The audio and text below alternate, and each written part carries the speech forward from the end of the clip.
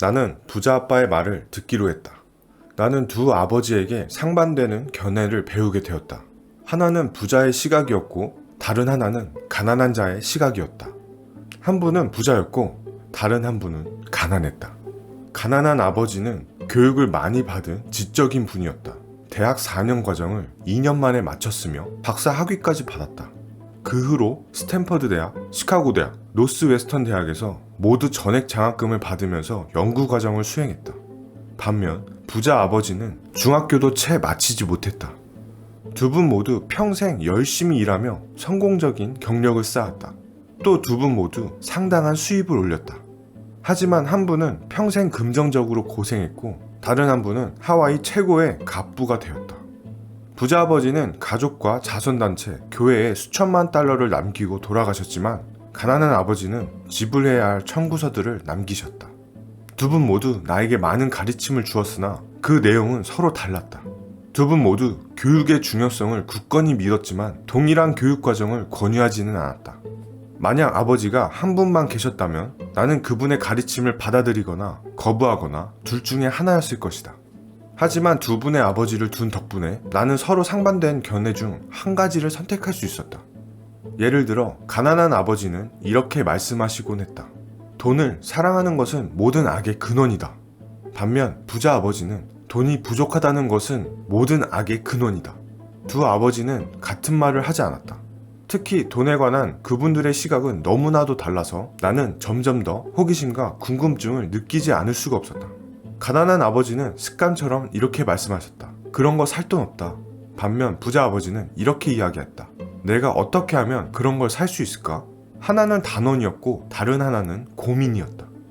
단원은 돈에 대해 더 이상 생각하지 못하게 게으름을 만들어 주었다. 하지만 고민은 돈을 어떻게 벌 수 있을지 생각하게 만들어 주었다. 가난한 아버지는 공부 열심히 해서 좋은 직장을 구해야 한다 라고 충고하시고 부자 아버지는 공부 열심히 해서 좋은 투자 대상을 찾아야 한다 라고 충고하셨다. 가난한 아버지는 식사 시간에 돈을 화제로 삼는 것을 금지했지만 부자 아버지는 식탁에서 돈과 사업에 대해 얘기하는 것을 권했다. 가난한 아버지는 돈은 늘 안전하게 관리하고 리스크는 피하는 게 상책이다 라고 이야기하시고 부자 아버지는 무엇보다 리스크를 관리하는 법을 배워라 라고 이야기하셨다.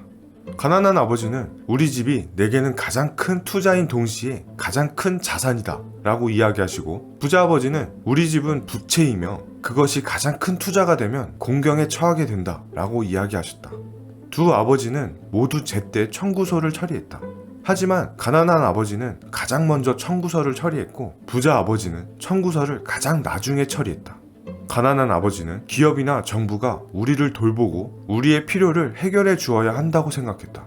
봉급 인상, 은퇴 계획, 의료 혜택, 병가, 휴가 등 이런저런 보상에 신경을 쏟았다. 자신의 삼촌 2명이 20년 군 복무를 마치고 퇴직한 후에 평생 연금 혜택 받는 것에 대해 감명을 받았다. 하지만 부자 아버지는 완전한 재정적 자립을 중시했다. 정부나 기업을 향한 보상 심리를 비판했고 그것이 사람들을 나약하고 재정적으로 취약하게 만든다고 생각했다. 가난한 아버지는 몇 푼이라도 아끼려고 노력했고 부자 아버지는 몇 푼이라도 투자할 곳을 찾았다. 가난한 아버지는 인상적인 이력서를 작성해 좋은 일자리를 얻는 방법을 내게 가르쳤다. 부자 아버지는 사업 및 재정 계획을 세워 일자리를 창출하는 법을 내게 가르쳤다. 두 아버지의 가르침을 받은 나는 사고방식의 차이가 삶에 끼치는 영향을 여실히 관찰할 수 있었다. 가난한 것과 빈털터리인 것은 차원이 다르다. 빈털터리는 일시적이지만 가난은 영원한 것이다. 가난한 자들과 중산층은 돈을 위해 일한다. 부자들은 돈이 그들을 위해 일하게 만든다. 로버트 기요사키의 책 부자 아빠 가난한 아빠에서는 똑같이 열심히 살지만 경제적으로 차이가 날 수밖에 없었던 말과 행동들을 알려주고 있었습니다. 대부분 국가 상위 10% 정도만 부를 물려받거나 부자로 살아갑니다. 학교에서 가르쳐주지 않는 경제와 금융교육 때문에 부자 마인드를 배울 수가 없었습니다.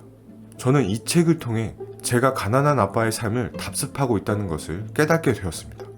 가난한 아빠의 생각을 벗어나기 위해 책을 읽고 글을 쓰고 이야기를 만들어가고 있습니다.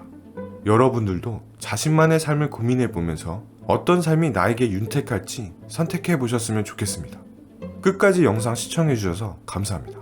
좋아요와 구독 부탁드립니다. 매일 투자하자. 구스팍.